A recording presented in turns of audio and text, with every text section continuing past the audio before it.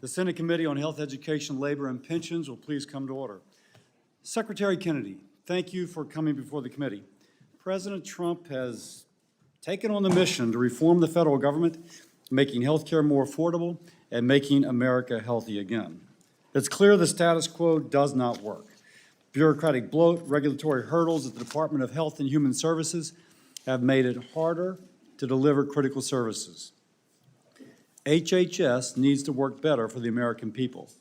This means finding ways to speed up approvals for life-saving drugs, improving delivery of healthcare services so Americans who need these benefits can receive them, addressing the high levels of chronic disease, and holding bad actors accountable to lower healthcare costs for the American people.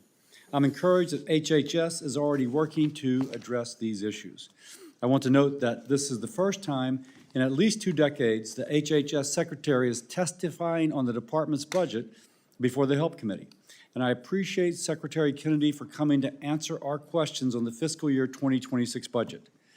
Now, people fear change even when it's from worse to better. But without a clearly defined plan or objective, people assume the worst. Much of the conversation about HHS's agenda has been set by anonymous sources in the media and individuals with a bias against the president. Americans need direct reassurance from the administration and from you, Mr. Secretary, that these reforms will make their lives easier, not harder, and that's why I've invited you. No one can make that case better than you.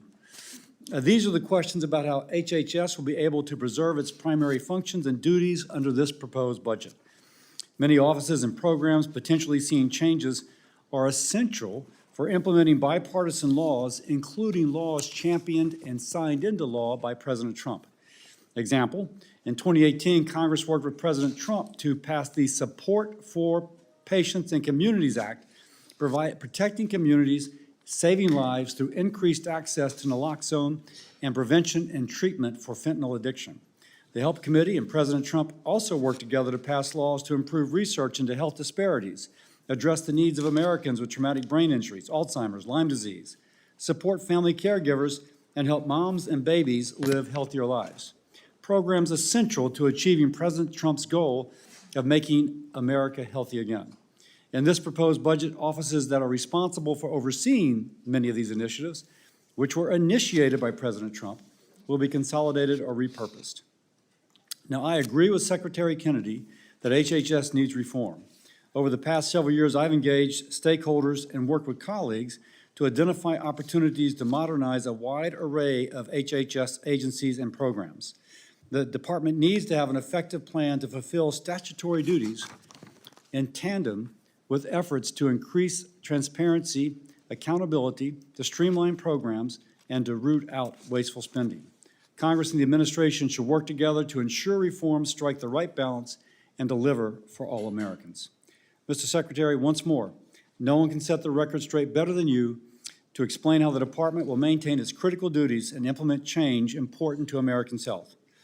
By providing this clarity, we in Congress will be able to advocate for shared priorities in future legislation, and you will gain the trust of the American people, putting their minds at ease. I appreciate you being here.